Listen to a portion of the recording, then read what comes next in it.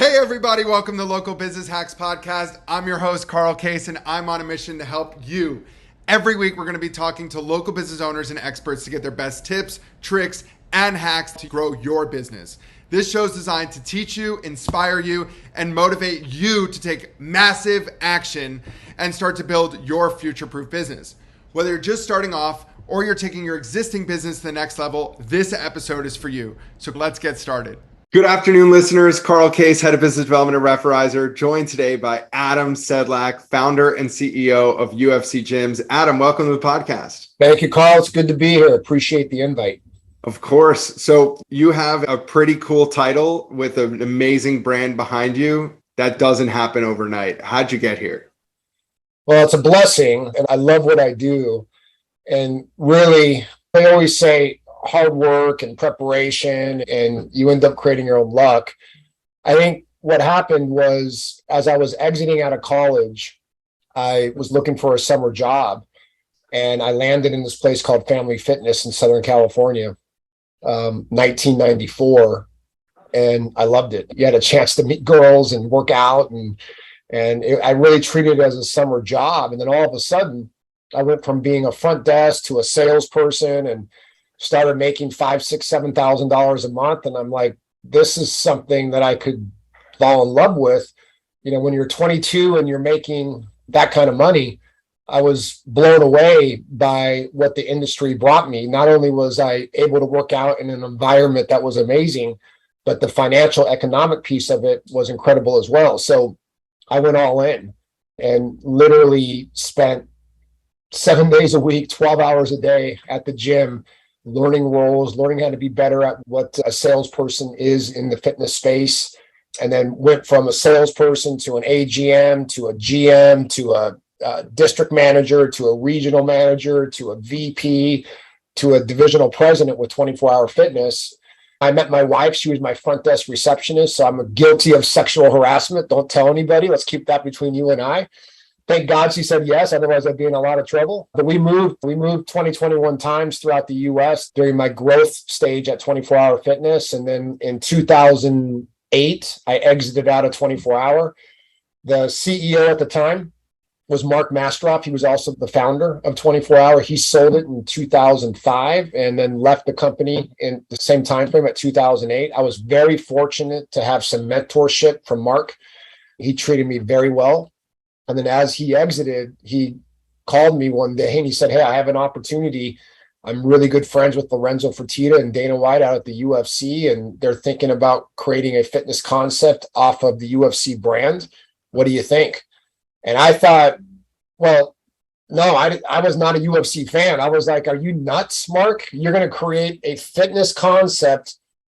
And all I remember at that point about UFC was those infomercials back in the early days where people would kick the crap out of one another. And I'm like, how does this materialize to a gym concept? And Mark is one of the most iconic leaders in this industry, both past, present, and I think in the future. And he said, go study a fight camp. Go check out how these guys train and see if the dots get connected for you. So I went to a fight camp. And it was amazing. The observation is that you have 10, 11, 12 of these expert coaches. You have a wrestling coach, jiu-jitsu coach, striking coach, performance coach, psychologist, nutritionalist. You have all these people, and their only goal is to get that athlete in the best shape of their life. So when he walks into that octagon, he's extremely confident that nobody on planet Earth can beat him in that weight class.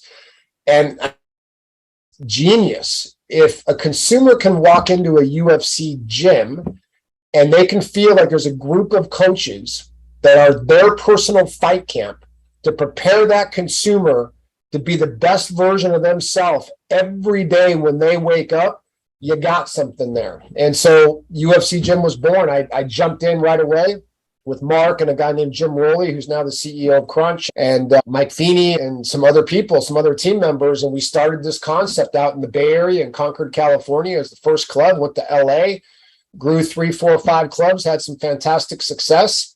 And then we got into the franchising platform, started expanding internationally. And here we are today. And we're in a good position, love the brand, and very fortunate to have those three letters with UFC. And Dana White is an incredible, iconic ambassador of what being great at business is all about, because he comes from his heart and he's extremely authentic. That's awesome. Well, Adam, congrats to you and Entrepreneurship 101. Take that leap. Yeah. Do your research. Sure. And if you feel it, go for it. It's okay. That's right. That's right. And today, UFC Gym hosts how many studios across the world? Yeah, so we have three tiers of gyms. We have a signature gym that's anywhere between 30,000 and 50,000 square feet. We have a kind of this middle box, which is around 10,000 square feet. And then we have a studio, which is like a 2,500 square foot concept. We have 165 locations that are open, but we have contracted out another 1,000 that'll open over the next 10 years. And really, international is where the amazing growth is going to happen. We're developing now in 39 countries. Probably the hottest market is the UAE, where they have 23 locations by the end of the year. But there's so many different countries that are expanding at an aggressive rate. We're really excited about directionally where it's going to be. That's awesome. Well, congrats again, Adam. Thank you. So shifting gears a little bit, obviously you didn't become an overnight success and neither did UFC Gym. What are those stories that, molded you or that you remind franchisees or consumers or anybody of those stories? Anything come to mind? Well, I got a lot of stories, and then there's a lot of things that you just learn and pick up over the years, right? But to me, it's really about relationships and how you connect with your circle of association. So, Carl, you're a very successful guy. And if you think about your rise over the years, think about the people that have been around you that have helped push you, right?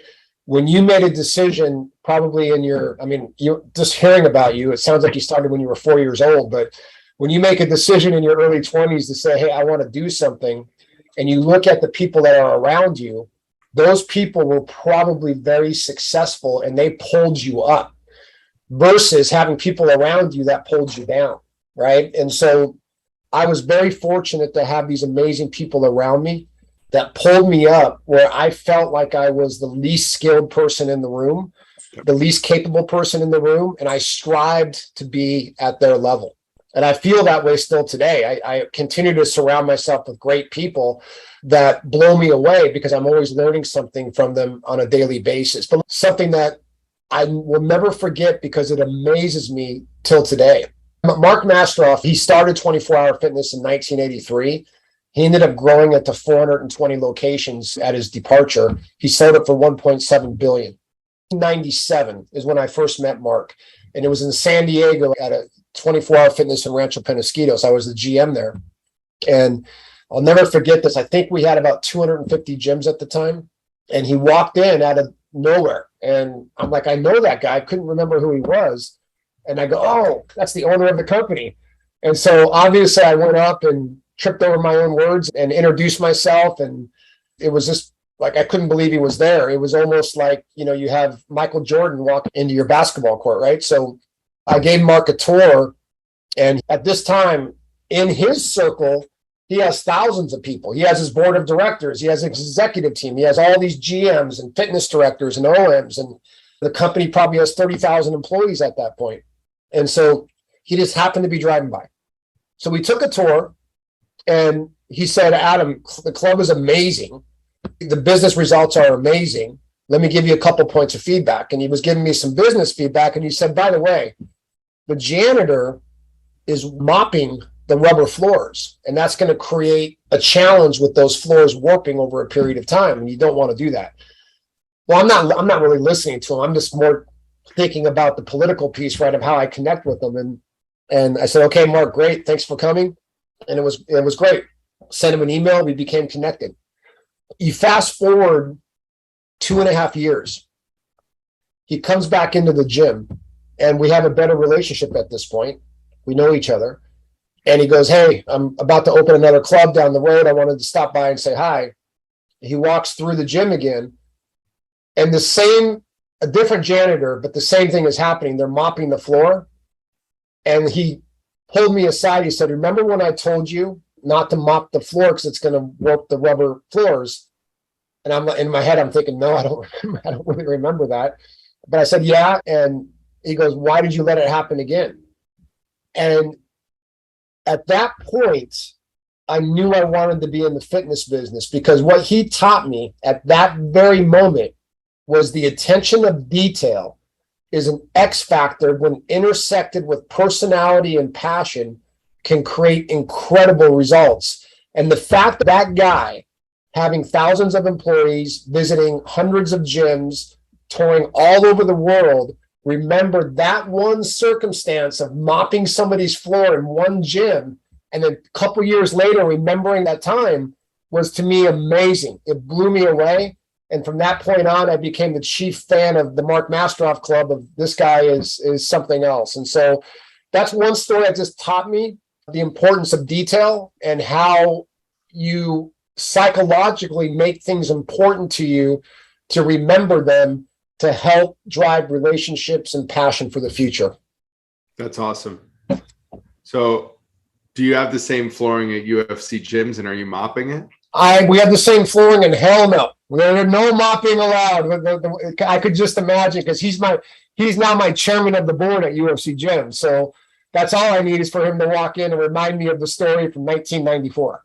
First line on FTD operations manual: no mopping floors. No, yeah, exactly right. It's exactly right.